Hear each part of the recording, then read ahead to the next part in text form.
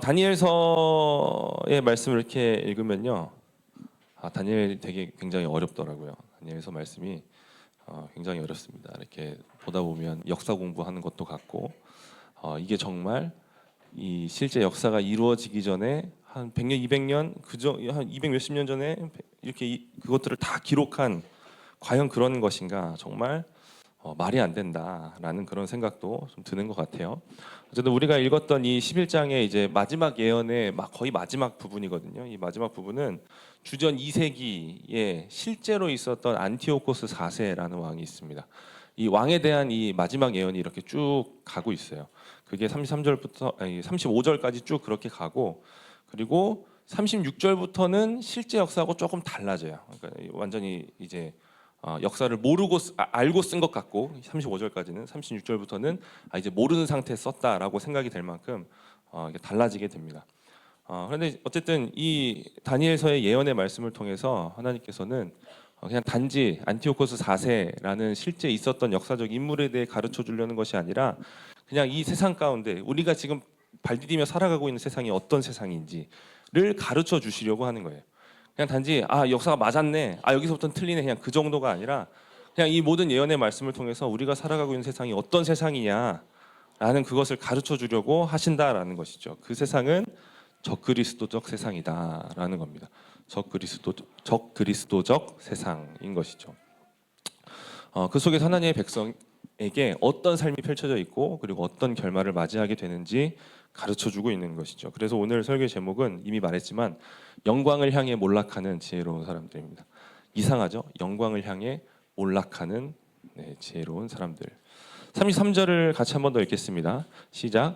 백성 중에 지혜로운 자들이 많은 사람을 가르칠 것이나 그들이 칼날과 불꽃과 사로잡힘과 약탈을 당하여 여러 날 동안 몰락하리라. 이 앞부분을 보시면 백성 중에 지혜로운 사람들이 있었고 그들이 많은 사람들을 가르칠 것이다 라고 되어 있는, 여기서 이 지혜로운 사람들은 그 바로 이전에 나왔던 자기 하나님을 아는 사람들이에요. 자기 하나님을 아는 사람들. 그러니까 하나님의 백성들이 있었다라는 것이죠. 지혜로운 자들이 하나님의 백성들이라는 거예요.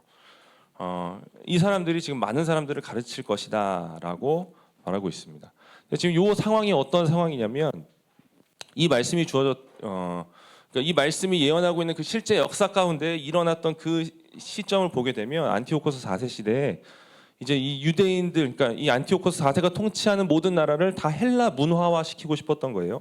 당연히 그 안에 있었던 예루살렘 유대인들도 마찬가지, 그들에게도 이 헬라 문화화를 시켜야 되는 거예요. 헬라 사람이 되라고 하는 것이죠. 그래서 헬라의 문화를 가르쳐주고 헬라의 철학들을 가르쳐주고 하기 위하여 안티오코스 4세가 했던 것이 짐나지움이라는 체육관을 세우는 것이었습니다. 그 체육관이 영어로 GYM이잖아요. 짐이잖아요. 짐. 이 짐나지움에서 온 겁니다. 체육관. 그러니까 체육관을 세우는 거예요. 근데 이 체육관이 그냥 뭐 운동하는 것이 아니라, 헬스하는 것이 아니라, 거기 안에서 이 최신의 이 헬라의 문화가 거기 안에 펼쳐지는 거예요. 최신의 헬라의 철학들이 그 안에서 막 토론이 오고 가는 것이죠. 물론 운동도 해요. 어떤 그런, 그러니까 내가 정말 이 세상에 그 있잖아요. 이렇게 요즘 트렌드에 되게 빠르고 유행 이렇게 되게 잘 알고, 그래서 뭐 이렇게 딱 하면은 나 그거 벌써 알아. 뭐 어떤 사람 막 앞서가고 있어. 그런 사람들이 다 지금 이 헬라의 짐나지움 안에 있는 거예요. 헬라의 가장 아름다운 사람들, 가장 지혜로운 사람들, 멋있는 사람들, 삐까뻔쩍한 사람들이 다 여기에 모여 있다라는 것이죠. 이 짐나지움이 어디에도 세워졌냐면 그 예루살렘 성전 앞에도 세워졌었다라고 합니다. 성전 앞에, 성전보다 아마 더 크고 멋있게 이렇게 짐나지움이 세워졌을 거예요. 그러니까 이 어떤 이런 정책 안에서 이 헬라 문화화 되고 있는, 온 세상이 다 헬라화 되고 있는 거예요. 거기에서 성공과 명예와 지혜와 아름다움을 얻으려면 짐나지움에 들어가야 되는 거예요. 이 체육관에 들어가야 되는 거죠. 사회적 지위를 얻고 뭔가 나 정말 지혜롭다, 미련하지 않다, 어리석지 않다라고 인정받으려면 짐나지움에 들어가야 되는데, 짐나지움에 들어가는 조건이 하나 있었는데 그게 너무 유대인들에겐 치명적이었어요. 뭘까요? 벗어야 돼요. 벌거벗고 들어가야 돼요. 이 짐나지움에 들어가려면, 체육관에 들어가려면 벌거벗고 들어가야 한다는 것이죠. 헬라 문화는 인간을 찬양하는 문화입니다. 인간 육체의 아름다움을 찬양하는 문화인 것이죠. 그래서 어떤 이 남자의 이 남자 성기의 포피를 베어내는 게 할례잖아요. 이제 우리나라에서는 포경 수술이라고 하죠. 그것들을 이제 언약의 표징으로 받는단 말이에요. 그런데 그 유대인들은 잘라냈던 그것을 헬라의 사람들은 가장 아름답게 여긴 거예요. 가장 아름답게 여긴 것이죠. 그래서 벌거벗고 그것을 드러내는 거예요. 그 포피를 드러내는 것이 그들의 아름다움이었다라는 거죠. 그러니까 거기에 유대인이 들어갔어요. 벌거벗고 들어갔어요. 그러면 비웃음의 대상이 되는 거예요. 저게 뭐냐?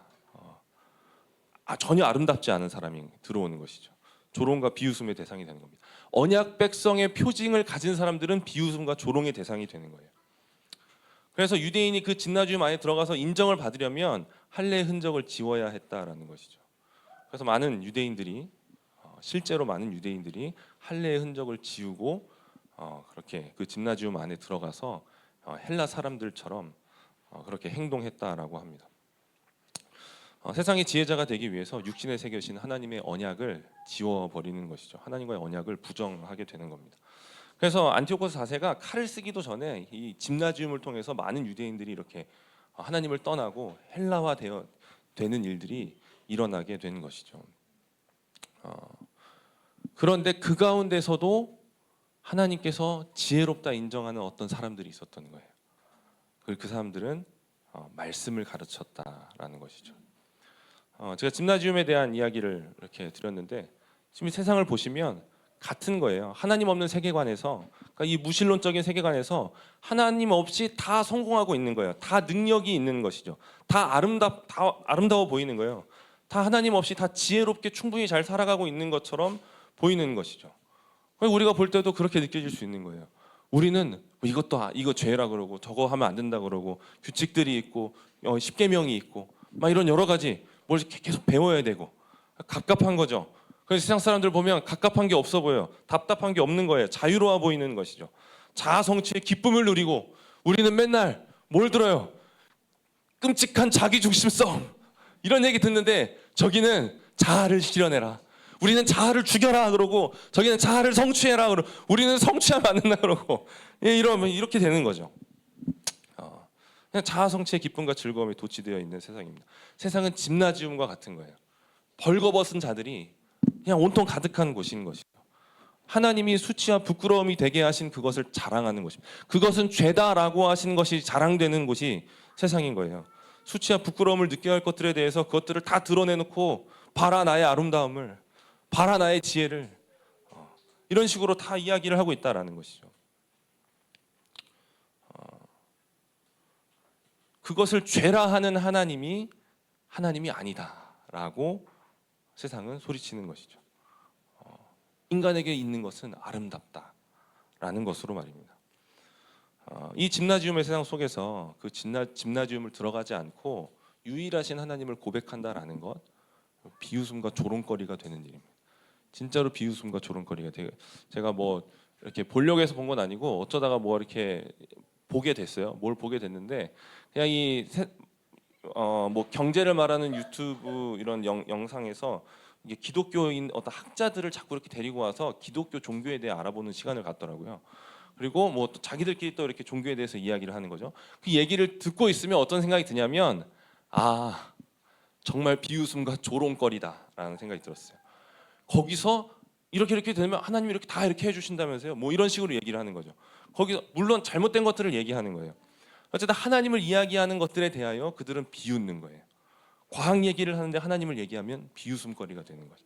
우주에 대한 이야기를 하는데 하나님을 이야기하면 비웃음거리가, 조롱거리가 되는 겁니다. 여기서 하나님을 왜 찾냐라는 거죠. 하나님은 교회에서나 찾아라 라는 겁니다. 여기서는 찾지 말아라.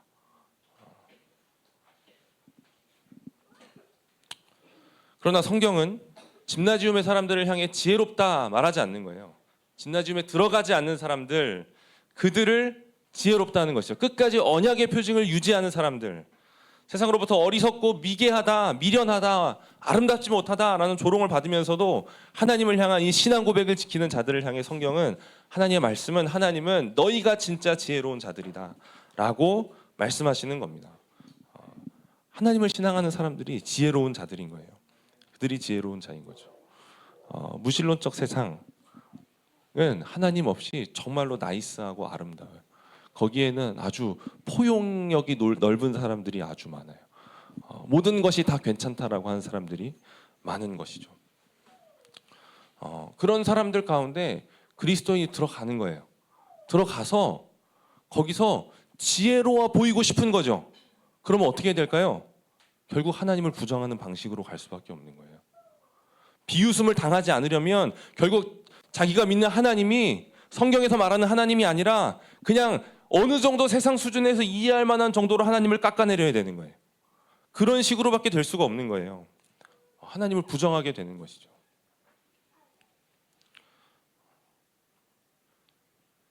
세상은 거대한 골리앗처럼 소리치고 있습니다. 신은 죽었다. 돈이 너희를 자유케 할 것이다. 높은 곳에 올라라. 너의 성취로 너의 삶을 살아라. 너의 자아를 성취해라. 섬기지 말고 섬김을 받아라. 라는 식으로 외치고 있는 거예요. 그렇게 살아라. 그것이 맞다. 그것이 진리다. 그래야지 지혜롭다, 아름답다. 라고 말하는 것이죠. 비극적이게도 그냥 이 세상 사람들 안에서만 그것이 있는 것이 아니라 교회 안에서조차 이 세상의 논리가 스며들어 온다는 거예요. 집나지움에 하나님의 언약 백성들이 들어가서 할례의 흔적을 지우는 것처럼 그런 일들이 이 교회 안에도 일어날 수 있다는 거예요. 세상처럼 힘있고 능력이 있어야 하나님의 영광을 드러낼 수 있다. 세상이 좀 이해할 만한 방식으로 우리도 말을 해야 세상도 그것들을 이해하고 받아들이고 그들도 하나님을 고백할 수 있다라는 생각 속에서 그냥 그것들을 이렇게 받아들이는 거예요. 그러니까 지혜로워지려고 하나님께 지혜이신 하나님의 방법으로 하는 것이 아니라 세상이 말하는 세상의 방식대로 지혜로워지려고 하는 것이죠. 그러면 결국 지혜를 버리게 되는 거예요. 지혜를 버리는 거예요. 여러분 정신을 차려야 됩니다.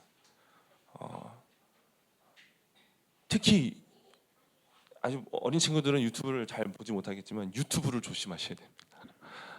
많은 목사님들과 신학자들이 나와서 막 이야기를 하는데 제가 볼 때는 거의 대부분의 사람들이 세상의 방법으로 지혜로운 자들이 되려고 하고 있어요. 거의 다. 특히 어떤 이 세상 가운데 뭔가 학식 있는 말들, 뭔가 멋있는 말들을 하는 사람들은 거의 다 대부분 그런 것 같아요. 세상의 방법으로 세상의 지혜로운 자들이라 인정을 받으려고 하는 것이죠. 하나님과의 거룩한 언약의 표징을 지워버리고 있는 사람들이 하나님을 떠나고 있는 것이죠. 누가 지혜로운 자인가라는 것은 세상 사람들이 평가해 주는 것도 아니고 내가 평가해 주는 것도 아닙니다. 그것은 하나님께서 평가해 주시는 거죠. 하나님께서 말씀해 주시는 겁니다. 그리고 하나님은 말씀 가운데 지혜가 무엇인지 가르쳐 주신 것이죠. 하나님을 경외하는 것이 지혜의 근본이다. 여러분 하나님을 경외하는 것이 지혜의 시작입니다. 아멘. 모든 영역에서 과학이든 나의 일상 가운데서든 회사에서 일을 할 때에든 모든 것에서 하나님을 경외하는 것이 지혜의 시작인 거예요. 모든 영역에서 하나님은 하나님이십니다. 모든 영역에서 난 하나님을 경외합니다. 하나님을 인정하고 하나님께서 그곳을 통치하시고 다스리신다라는 것을 고백하는 것이 지혜인 것이죠. 그게 지혜인 거예요. 하나님을 경외하지 않으면서 지혜롭게 될 수 있다는 것은 그냥 이 골리앗의 거짓말인 것입니다.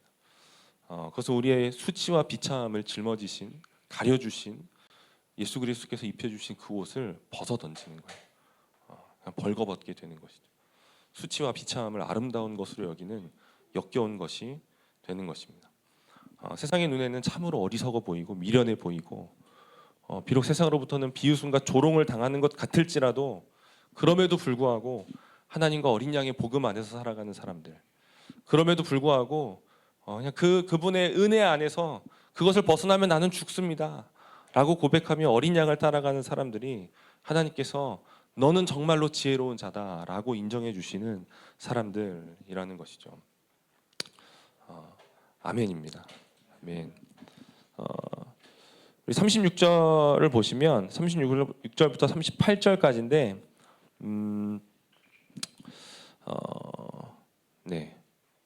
그 왕은 자기 마음대로 행하며 스스로 높여 모든 신보다 크다 하며 이렇게 하는 것이죠. 37절에 그가 모든 것보다 스스로 크다 하고 38절 그 대신에 강한 신을 공경할 것이요 또 그의 조상들이 알지 못하던 신에게 금은 보석과 보물을 들여 공경할 것이며 그러니까 이 어떤 역사적인 실존 인물이었던 안티오코스 4세를 넘어서 뭔가 이 시대를 초월해서 역사하는 어떤 적그리스도적 권세의 실체를 가르쳐주고 있는 거예요.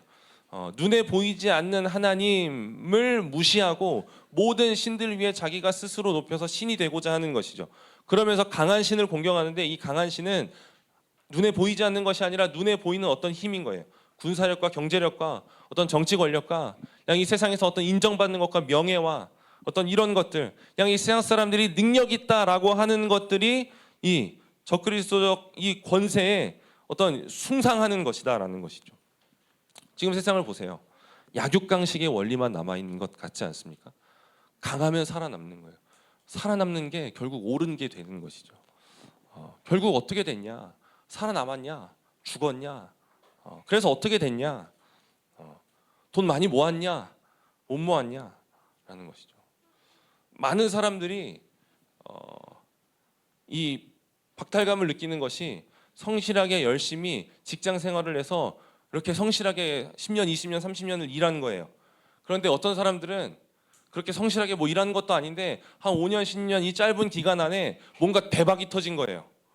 그것을 보고서 자기 삶을 헛살았다라고 말하는 거예요. 헛살았다라고 말하는 거죠. 결국 힘이 있냐 없냐, 결국 뭔가를 많이 가졌냐 못 가졌냐, 그냥 이 원리만 남아 있는 것처럼 보이는 것이 세상이라는 것이죠. 39절 읽겠습니다. 시작.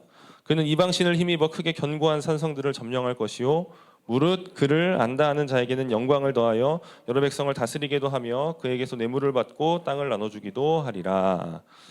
이 적그리스도적 세상 안에서 성공하는 사람들은 결국 어떤 사람이냐면 그러한 약육강식의 원리에 그냥 자기를 이렇게 엎드리는 사람이 되는 거예요. 거기에 머리를 조아리는 사람들이라는 것이죠. 그에게 영광을 더하여 여러 백성을 다스리게 하고 힘을 주고 통치를 하게 하고 다스리게 하고 땅을 나눠주는 일들을 하게 되는 것입니다. 많은 사람들이 넘어지는 게 이런 부분인 거예요. 뭔가 이 세상에서 그냥 이렇게 계속 비천함 가운데 머물러 있는 것들. 이게 정말 하나님이 나를 사랑하시는 겁니까? 라는 식으로 생각을 하게 되는 것이죠. 세상의 영광과 땅을 이렇게 그것으로 미혹해 하는 겁니다. 십자가의 미련한 방식을 버려라. 세상의 방식이 참된 지혜다. 그래야 부자가 된다. 그래야 뒤처지지 않는다. 그래야 아름답고 그래야 정말로 지혜로운 사람이 된다라는 것이죠. 저금하면 미련한 자고 주식과 코인과 부동산에 투자하여 뭔가 이렇게 껑충 뛰어야지 지혜롭다라고 말하는 시대인 거죠. 점점 더 돈에 목을 매는 세상이 되어가고 있습니다. 뭔가 신분 상승은 결국 돈으로 이루어지는 거예요. 결국 돈으로 이루어지고 내가 자산을 형성을 했냐, 이런 것들이 점점 더 어느 것보다도 중요하게 여겨지는 시대를 우리가 살아가고 있습니다. 철저하게 돈과 힘을 숭배하고 그 질서에 순응하는 자들에게만 뭔가 성공의 냄새 같은 것을 맡게 해주는 거예요. 그렇게 살면 너 그렇게 살면 인생 헛살고 있는 거야. 나처럼 살아야지. 뭔가 성공의 냄새를 맡으면서 살 수 있는 것이죠. 성공의 냄새를. 성공에 가까워지고 있다라는 환상을 심어주는 것이 이 세상입니다. 성공에 가까워지가 있다라는 어떤 느낌인 것이죠. 사실 결국에는 그게 아닌 거예요. 사실 그게 아닌 거죠. 냄새를 맡아서 끝까지 갔더니 거기에 아무것도 없으면 얼마나 허탈하겠어요. 딱 어디 문을 열었는데 치킨 냄새가 나는 거예요. 네. 치킨 냄새가 막 솔솔 나는 거죠. 그래서 킁킁거리며 냄새를 따라갔는데 거기에 다 먹은 뼈만 다 먹어치고 뼈만 남아 있는 거예요. 네. 그러면 뭐야 하면서 왜 나 빼놓고 다 먹었어 이럴 거 아니에요. 실망하게 되는 거죠.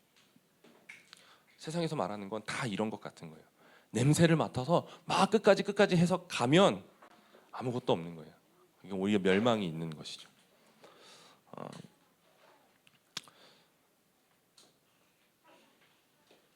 말씀을 거기 이렇게 좀 넘어가면 41절 이따가 살펴보긴 할 건데 그 중간에 보시면 40 요 다음 절 보시면 그 이전인가 봐요. 네. 이전. 네, 여기 40절 보시면 많은 배로 회오리 바람처럼 그에게로 마주와서 그 여러 날에 침공하여 물이 넘침같이 지나갈 것이요. 회오리 바람과 물이 넘친다라는 이 이미지는 그냥 우리는 뭐 바람 세게 부는 것 정도가 아니에요. 저 가끔가다 저기 미국에서 소식 듣는 슈퍼 토네이도 같은 그런 거 있잖아요. 그냥 그 토네이도가 지나가면 집이 다 부서지는 거예요. 건물 영화에서 막 건물이 뜯겨 나가잖아요. 과장된 게 아니라는 거예요. 그냥 정말 그 경보가 울리면 다 지하로 숨어 들어가야 돼요. 그리고 거기서 무서워 떠는 거예요. 막 전쟁 난 것처럼 막 뒤흔들리는 것이죠. 물이 넘침같이 지나갈 것이다. 여러분 맨날 이렇게 어디서 얕은 파도만 이렇게 하지만 정말로 큰 파도가 밀려오면 해일이 밀려오면 아무것도 남아나는 게 없는 거예요. 그런 식으로 지금 이 세상 가운데 이 하나님의 백성들을 그런 식으로 뭔가 유혹하고 미혹하는 일들이 그런 회오리 바람과 물이 넘침같이 이렇게 쏟아진다라는 거예요. 그 앞에서 만신창이가 될 수밖에 없는 거예요, 사실. 만신창이가 될 수밖에 없는 거예요. 그 회오리 바람과 물이 넘쳐오는 쓰나미 앞에서 뭔가 하나님 나라의 백성으로서 살아가는 삶은 이게 맞나 싶은 거예요. 성공과는 동떨어진 삶을 사는 것 같고 세상 사람들은 뭔가 이렇게 점점 더 높은 곳으로 올라가는 것 같은데 우리는 점점 낮은 곳으로 내려가는 것 같은 그냥 초라하고 비참한 삶을 살아가는 것 같은 것이죠. 나는 뭔가 열심히 살아가고 나는 이렇게 살아가는 게 근심거리가 많고 고민하면서 이게 맞나라면 씨름하며 살아가는데 하나님 없이 살아가는 자들의 삶은 너무나 평안해 보이는 거예요. 쉬워 보이는 거죠.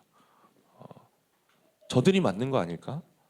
내가 지금 이거 헛되게 살고 있는 거 아닐까? 사실은 저렇게 사는 것이 생명의 길이고 그냥 나 이렇게 살다가 망하고 끝나는 거 아니야? 라는 두려움이 몰려오는 것이죠. 그리스도인도 그렇게 생각할 수 있습니다. 신실한 하나님의 백성도 그렇게 생각할 수 있는 거예요. 세상의 관점으로 생각하고 바라보면 그런 거예요. 영원을 보지 못하면 그렇게 되는 것이죠. 그 끝을 보지 못하면 그렇게 되는 거예요. 어떤 군인이 한 명 있잖아요. 저희. 네. 어떤 군인이 자신의 전역하는 날을 생각하지 못하고 군대 안에서 호화로운 삶을 살아가고 있어요. 막 먹고 싶은 거 다 먹고 뭐 이렇게 하고 뭐 그럴 수 있는 환경이 되는지는 잘 모르겠지만 그냥 어쨌든 돈을 막 이렇게 쏟아부으면서 사는 것이죠. 그것을 보면서 뭐라고 말하겠어요? 야, 군생활 잘하네 라고 말할 거예요? 정신 차려. 미쳤어? 라고 하는 거죠. 왜냐하면 전역할 날이 오고 있기 때문에 그런 거예요. 예루가 자기 월급을 다 부대에서 탕진하고 있어 봐요. 오빠 정신 차려 하겠죠. 오빠 정신 차려. 하나님 없이 살아가는 사람들, 이 세상의 사람들은 자신의 전역하는 날을 보지 못하고 부대 안에서 모든 것을 탕진하는 예루와 같습니다. 예루는 그렇지 않죠. 전역 날을 봐야 되는 거예요. 이 끝이 나는 그 영원을 봐야 되는 것이죠. 그리스도께서 마침내 다시 오시는 그날에 우리는 우리의 군 생활을 마치게 되는 겁니다. 전역하게 되는 것이죠.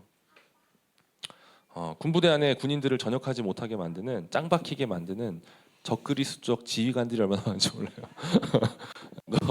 너 군대가 체질인 것 같다. 이렇게 제대하지 말아라.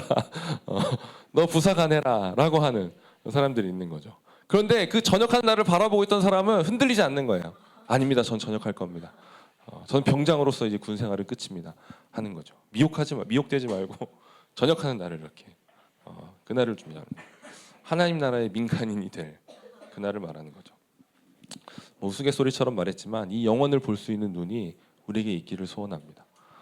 세상의 관점이 아니라 하나님께서 무엇을 보시고 하나님께서 그러니까 우리에게서 무엇을 보시는지 하나님께서 우리에게 무엇을 명령하시는지를 볼 수 있기를 소원합니다. 세상으로부터 지혜롭다라고 칭찬받는 사람이 아니라 하나님께 지혜롭다라고 칭찬을 받는 사람들이 되어야 하는 것이죠. 33절 한 번 더 읽겠습니다. 33절이요. 읽겠습니다. 시작. 백성 중에 지혜로운 자들이 많은 사람들을 가르칠 것이나 그들이 칼날과 불꽃과 사로잡힘과 약탈을 당하여 여러 날 동안 몰락하리라. 이 집나짐으로 들어가지 않고 그 안에 들어가지 않고 밖에서 자신의 이 언약을 지키며 언약 백성으로서 그 언약의 표징을 유지하면서 지혜롭다라고 여겨지는 사람들은 무엇을 하냐면 어떤 삶을 살아가냐면 가르치는 삶을 산다라는 거예요.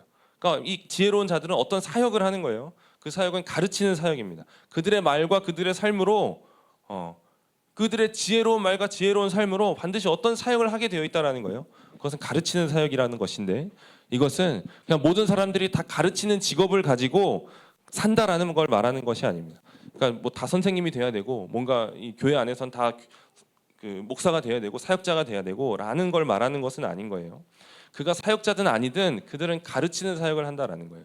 왜냐하면 그들의 입술엔 지혜로운 말이 있기 때문에 그런 것이죠. 지혜로운 말이 있기 때문에 그런 거예요. 그들이 뭔가 가르치려고 해서 가르친다라는 것이 아니라 그들의 입에서 나오는 이 지혜로운 말은 하나님을 경외하는 데서부터 나오는 그들의 말은 그들이 의도하지 않았든 의도했든 그것 누군가를 가르치게 된다라는 것이죠. 그들의 입술에는 죽임당한 어린 양의 복음이 흘러나오고 흘러나와 넘치는 것이죠. 그들에게서 나오는 말은 교만하여 자기를 자랑하는 말들이 아니라 자신을 부인하고 은혜를 고백하는 말들이 나오는 거예요. 그것이 그 말을 듣는 사람들을 가르친다라는 것이죠. 또한 그들의 삶은 자신들의 말을 증명하는 삶을 사는 겁니다. 저 사람들은 자기가 말하는 대로 살아라는 거죠. 그러면 물어보는 거예요. 너는 나와 똑같은 일을 당하고서도 나와 똑같은 상황에 처해 있는데도 어떻게 절망하지 않고 소망을 가질 수 있니? 라고 물어보는 거예요. 난 하루하루 살아가는 게 너무나 살아갈 수가 없는데 살아갈 소망이 없는데 너는 어떻게 그렇게 소망을 가지고 살아갈 수가 있니? 라는 것이죠. 자기 삶에 갇히지 않고 뭔가 더 큰 것이 있는 것처럼 걸음을 뗄 수 있게 하는 그 소망은 도대체 어떤 소망이냐라고 묻게 된다라는 것입니다. 가르치는 사역을 하고 있는 것이죠. 이 지혜로운 자들의 사역은 세상의 방식처럼 힘으로 어떤 힘을 모아서 혁명을 일으키는 방법으로 하는 것이 아닙니다. 사람을 선동하고 물리적인 힘이나 어떤 재정적인 힘을 모아서 어떤 특정한 적대 세력을 설정해서 그것을 무너뜨려야 된다라는 식으로 하는 게 아닌 거예요. 이 안티오코스 4세 시대에 그런 사람들이 있었어요. 그런 사람들이 있었던 거예요. 세상의 방식으로 힘을 모아서 뭔가 이 상황을 역전시키려고 하는 사람들이 있었다라는 것이죠. 그러나 언제나 항상 참되게 하나님을 믿는 사람들은 세상의 방식을 취하지 않았어요. 힘을 모아 혁명을 일으키거나 이 북방왕과 남방왕이 끊임없이 전쟁을 벌이고 있는 이 권력 투쟁에 뛰어들지 않았다라는 것이죠. 북방왕과 남방왕이 싸우는데 여기 다니엘 11장에 그 내용이 나와요. 지금 오늘 읽었던 부분은 아닌데 그들 어떤 기회를 봐서 그 전쟁에 끼어든 것이죠. 그런데 오히려 그들은 망하였다라고 말씀하고 있는 겁니다. 그러니까 거기에 뛰어들면 오히려 망하게 되는 거예요. 그리스도인들은 거기에 뛰어들지 않는 것이죠. 하나님의 백성은. 그들 사이에 누가 이기는 것도 없고 평화가 이루어지는 것도 없고 서로 속고 속이고 뒤통수 치는 그런 투쟁만이 있을 뿐인 거예요. 하나님의 백성들은 거기에 뛰어들지 않는 것이죠. 그들은 자신이 믿는 바를 말했고 삶으로서 고백했습니다. 그들은 그저 그들의 말과 진실한 삶으로 복음만이 참된 진리다라는 것을 드러냈던 것이죠. 그러면 우리가 이렇게 지혜로운 자들로서 이 지혜로운 말과 삶으로 이렇게 살아갈 때 그렇게 이 어떤 누군가에게 어떤 이 진리를 가르치게 되고 소망을 묻게 되는 일들이 일어났을 때 우리가 기대하는 건 뭐냐면 우리 안에 은근히 형통할 것들을 기대하게 됩니다. 그리고 그런 예들을 막 찾는 거죠. 하나님을 잘 섬겨서 위대한 가문을 이루었다. 하나님을 잘 섬겨서 위대한 어떤 기업이 이렇게 이루어져 사업가가 되었다. 하나님 잘 섬겨서 뭔가 어떤 위대한 대통령도 나왔다. 어떤 정치가 총리가 나왔다. 라는 것들을 우리가 보고 그것들을 취하는 것이죠.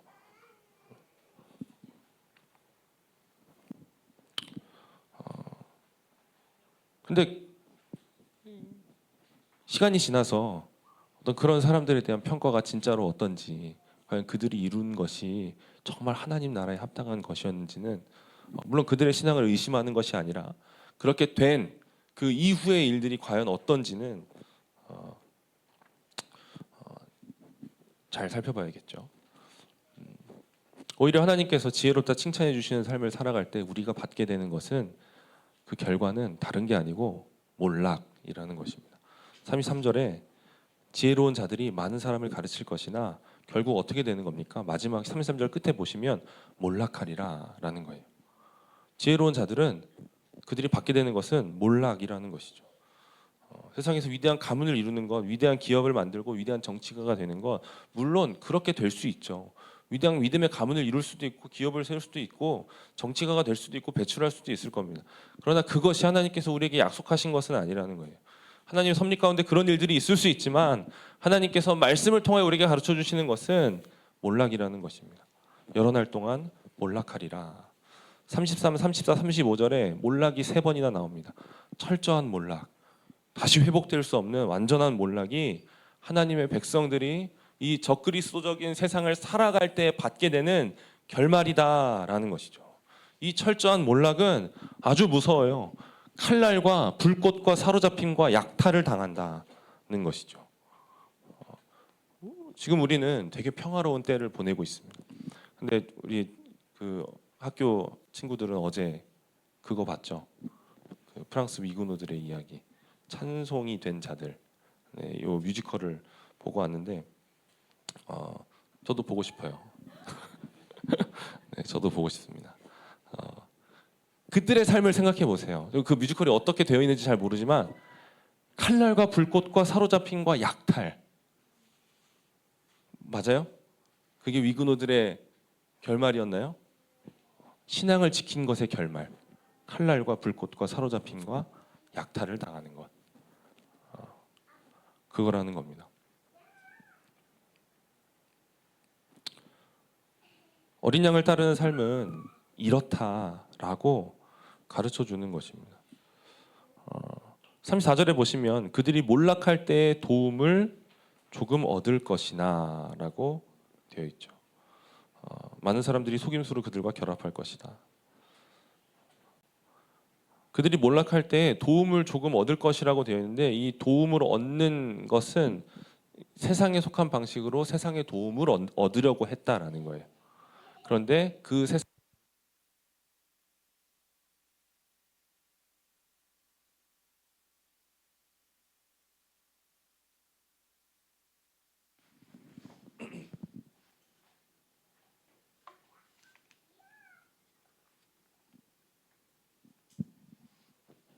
그러니까 세상의 방법으로 교회가 뭔가 도약하려고 할 수도 있어요. 세상의 원리를 가지고 교회가 지금 이렇게 몰락하는 것 같은데 뭔가 이 몰락을 방지하고 뭔가 다시 부흥하고 뭔가 이렇게 사람들 많이 하고 칭찬받고 하는 것에 좀 해보자라고 해요. 세상의 어떤 원리들을 받아들이는 것이죠. 그러나 그것으로는 교회 몰락을 막을 수가 없다. 하나님의 백성의 몰락을 막을 수가 없다라는 거예요. 그런 세속적인 도움은 오히려 교회 안에 가라지들이 많이 섞여 들어오게 한다라는 겁니다. 많은 사람들이 속임수로 그들과 결합할 것이다라는 거죠. 하나님의 교회가 하나님을 떠나 세상과 손잡을 때 좋은 일은 일어나지 않는 거예요. 하나님 왜 지혜로운 자들의 몰락을 허락하시는가? 하나님 우리를 버리신 것인가? 라는 것이 고난 가운데 있을 때 항상 우리에게 드는 질문인 것이죠. 35절은 이 고난의 목적을 분명하게 밝혀줍니다. 35절의 중간을 보시면 연단을 받아 정결하게 되며 희게 되어 마지막 때까지 이르게 하리니 라는 거예요. 연단을 받아 정결하게 되며 희게 된다는 것이죠. 하나님은 무의미한 고난을 허락하시지 않습니다. 하나님께서 우리에게 고난을 주시는 것은 우리를 연단하신다라는 것이죠. 우리는 하나님의 손을 떠나서 고통받는 것이 아니라 하나님의 손 안에서 연단을 받고 있다라는 겁니다. 하나님께서 우리를 빚어가고 계시다라는 것이죠. 하나님께서 우리를 찬란하게 빛나는 모습으로 빚어가기 때문에 우리는 그의 손에 붙들려서 연단을 받고 있다라는 거예요. 물론 그 연단을 왜 고난의 형태입니까? 그 모든 것을 다 알 수는 없겠죠.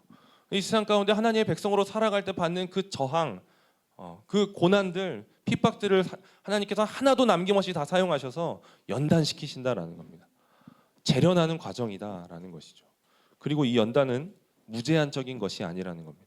하나님의 손에 있고 하나님은 마지막 때를 정하셨고 그 기한을 정하셨다라는 것이죠. 그날을 감하여 주시겠다라고 감하여 주신다라고 예수님도 말씀하시는 겁니다. 그러나 그럼에도 지혜로운 자들은 몰락하는 겁니다. 몰락의 의미가 있는가? 몰락을 좋아하는 사람은 아무도 없을 겁니다. 여러분 망하고 싶으세요?라고 하면 미쳤나? 이렇게 생각할 거예요. 망하고 싶습니까? 그러면 아무도 없죠. 망하는 게 의미 있다라고 생각하는 사람이 없습니다.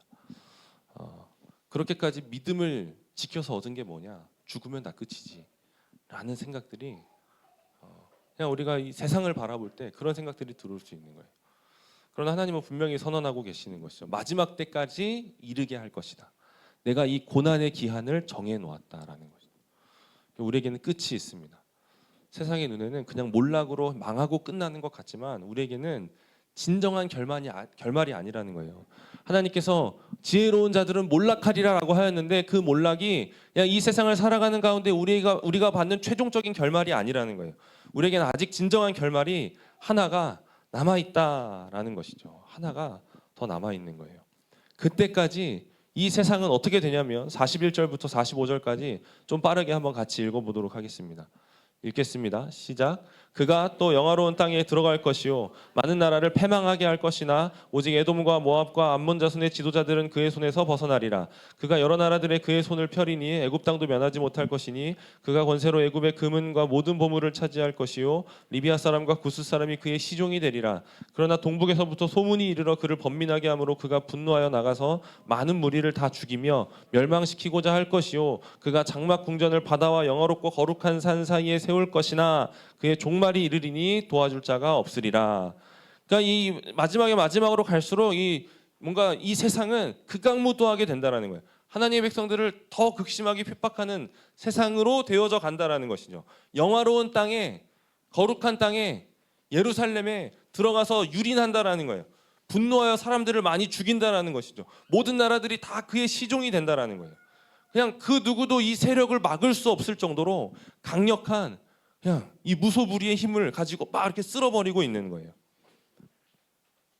그런데 45절에 그냥 그렇게 막 폭주기관차처럼 가다가 갑자기 말씀하시는 겁니다. 그의 종말이 이르리니 도와줄 자가 없으리라 하고 끝이 없는 겁니다. 골리앗이 날마다 나와서 소리칠 때 아무도 나가지 못했는데 그 거인 앞에 다윗이 돌멩이 들고 나가는 겁니다. 그리고 칼도 없이 돌멩이 하나로 골리앗을 쓰러뜨린 것이죠. 그렇게 너무 허무하잖아요. 이스라엘 백성들이 보고서 뭐야 했을 거 아니에요. 그 거대한 골리앗이 그냥 돌멩이 하나 맞고 쓰러지는 것이죠. 그런 것처럼 뭔가 이렇게 강력했던 이 세상 권세가 하나님의 그냥 입김 한 번에 다 사라져 버린다라는 거예요. 그 힘을 잃어버리고 끝나게 된다라는 것이죠. 그것이 이 세상의 실체입니다. 모든 힘을 가진 것처럼 다 죽일 듯이 기세를 가지고 소리치고 있으나 하나님께서 입김 한번 부시면 끝나버릴 세상이라는 것이죠. 하나님께서 세상을 심판하시는 분이십니다. 그분 앞에 아무것도 능히 서 있을 세력이 존재가 없다는 것이죠. 그럼 이 위대한 이 심판의 날에 분명히 그날이 올 텐데 그냥 어느 날 갑자기 이 세상 권세가 끝이 나고 모든 나라가 주와 그의 그리스도의 나라가 될 텐데 그날에 이 짐나지움에 들어가지 않고 끝까지 믿음을 지키고 버티고 견뎌낸 지혜로운 사람들은 어떻게 될 것인가 라는 것이죠. 12장 1, 2, 3절에 나오는 겁니다. 12장 1, 2, 3절에 1절 보시면 1절 끝에 내 백성 중 책에 기록된 모든 자가 구원을 받을 것이라 라는 것이죠. 그리고 1절 앞에는 뭐라고 되어 있냐면 내 민족을 호위하는 큰 군주 미가엘이 일어날 것이다 라는 겁니다. 모든 자가 구원을 받을 것인데 그 구원을 받는 이유는 백성들이 강해서가 아니라 민족을 호위하는 큰 군주 미가엘이 일어났다라는 거예요. 이것은 하나님이 하나님의 백성들을 보호하고 계시다라는 겁니다. 신약에서 우리는 이것을 고백하죠. 예수님께서 지금도 하늘 보좌 우편에서 우리를 위해 중보하고 계시다. 예수님의 천상 사역으로 우리는 넘어져도 다시 일어날 수 있는 겁니다. 하나님이 하나님의 백성들을 보호하고 계시는 것이 끝까지 버티고 견디게 된다는 거예요. 중간에 낙오하지 않고 하나님의 백성들은 끝까지 견디고 버티며 인내한다. 그래서 백성 중에 책에 기록된 모든 자는 다 구원을 얻을 것이다 라고 말씀하시는 거예요. 그리고 2절을 읽겠습니다. 시작. 땅의 티끌 가운데서 산종 중에서 많은 사람이 깨어나 영생을 받는 자도 있겠고 수치를 당하여 영원히 부끄러움을 당할 자도 있을 것이며 두 가지 운명이 나타나고 있습니다. 영원한 생명 아니면 영원한 부끄러움인 것이죠. 누가 영원한 부끄러움에 들어가게 될 것입니까? 이 땅에서 세상의 짐나줌에 들어가 성공한 사람들, 성공의 냄새를 맡으며 성공할 것 같은 느낌을 가지고 그렇게 자아성취하며 살았던 사람들, 이 세상의 지혜자들, 그들의 운명은 수치를 당하여 영원히 부끄러움을 당하는 것입니다. 반대로 영원한 생명을 받는 자들은 누구인가? 3절을 마지막 절 한번 같이 읽겠습니다. 시작. 지혜 있는 자는 궁창의 빛과 같을 것이요 많은 사람을 옳은 대로 돌아오게 한 자는 별과 같이 영원토록 빛나리라. 아멘. 지혜 있는 자가 궁창의 빛과 같이 빛나게 된다는 거예요. 33절에 몰락하리라 했던 그 지혜 있는 자가 결국에는 마지막에 궁창의 빛과 같이 빛나게 될 것이다. 할렐루야. 아멘. 그 지혜 있는 자들은요, 많은 사람을 옳은 대로 돌아오게 한 자들이다 라고 말하고 있어요. 지혜 있는 자들은 많은 사람을 옳은 대로 돌아오게 한 사람들이다. 33절에 지혜로운 자가, 지혜 있는 자가 무슨 사역을 했습니까? 많은 사람을 가르칠 것이나 라고 했잖아요. 그런데 몰락하게 되었죠. 지혜 있는 자는 이 세상에서 어쩌면 그 일의 결과가 어떻게 되었는지 다 보지 못하고 죽을 것 같습니다. 많은 경우에 그들은 그의 일의 열매를, 자기가 그렇게 삶으로 말로 이야기했던 그 가르치는 사역의 열매를 제대로 보지 못하고 몰락하고 죽었을 겁니다. 아까 잠깐 이야기 나왔던 프랑스의 위그노들을 보세요. 말씀을 따라 살며 말씀을 가르치는 사람들이었습니다. 그런데 그들이 이 땅에서 얻게 된 것은 이 땅에서의 성공이 아니라 칼에 죽고 불에 타고 재산을 빼앗기고 고향에서 쫓겨나는 일들이었습니다. 아마 어제 있던 그 뮤지컬이 성 바르톨로메오 축일의 학살 그 이야기의 그건 것 같아요. 주 메인 이야기인 것 같아요. 수많은 위기노들이 저항 한번 제대로 하지 못하고 죽임을 당했다라는 것이죠. 세상의 눈으로 보면 그들은 실패한 사람들입니다. 아무 열매도 얻지 못한 사람들, 그냥 죽고 끝난 거예요. 아무것도 이루지 못한 어리석고 미련한 사람들, 몰락한 자들로 보았던 것이죠. 그런데 우리는 위그노를 기억하고 있는 거예요. 위그노의 유산을 우리가 이어받고 있는 거예요. 이 종교개혁의 유산이 프랑스의 위그노들을 통하여 프랑스의 많은 사람들을 옳은 대로 돌아오게 하는 것이죠.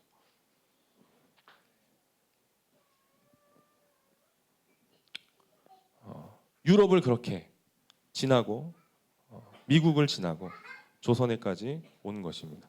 하나님께서는 그들의 몰락을 결코 헛되게 사용하지 않으셨습니다.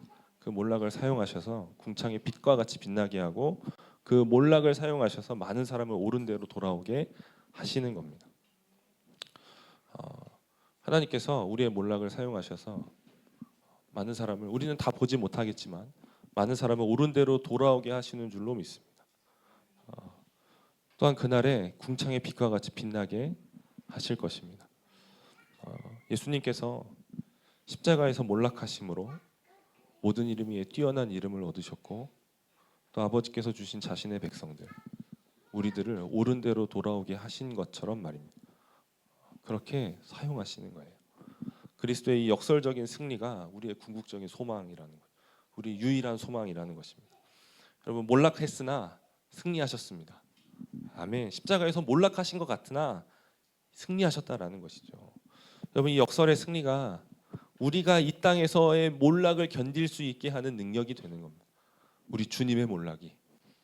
우리는 항상 내가 몰락 가운데 의미 없는 삶을 사는 거 아닌가, 세상이 옳은 것 아닌가라고 할 때 우리는 눈을 들어 십자가를 바라보는 거예요. 우리 주 예수 그리스도의 몰락을 보는 것이죠. 그럼 우리는 거기서 다시금 진정한 승리를 발견하게 될 것입니다. 사실 우리에게는 몰락을 견딜 감이 없어요.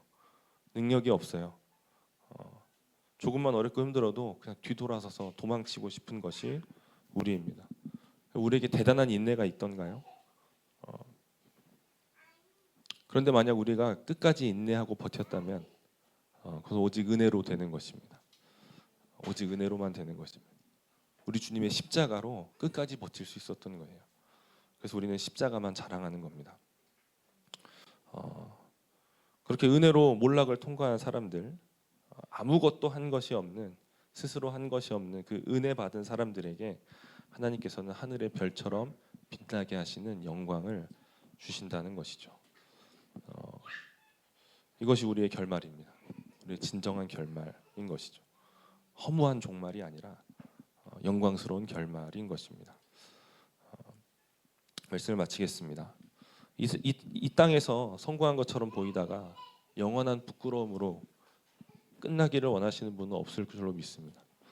이 땅에선 비록 몰락하는 것 같아 보일지라도 하늘의 별과 같이 빛나는 영광으로 나아가기를 원하실 거라고 생각합니다. 세상은 끊임없이 말하는 겁니다. 여기서 성공해라. 이 땅에서 결과를 만들어라. 이 세상에서 성취하고 보상을 받아라. 그러나 우리 주님은 말씀하시는 거죠. 몰락하여도 끝까지 견뎌라. 몰락 가운데서도 그날을 보아라. 영광을 향해 몰락해라. 내가 반드시 다시 오리라 하는 겁니다. 여러분 두려워하지 마십시오. 몰락하는 것처럼 보이는 그 자리에서도 하나님은 실패하지 않고 우리를 별과 같이 빛나게 하시려고 준비하고 계시는 것입니다. 우리 주님께서 영광 중에 다시 오시는 그날을 바라보며 끝까지 믿음을 지키며 하나님께 지혜롭다 칭찬을 받는 저와 여기 계신 모든 분들이 되기를 소원합니다. 우리 함께 찬양하고 기도하겠습니다.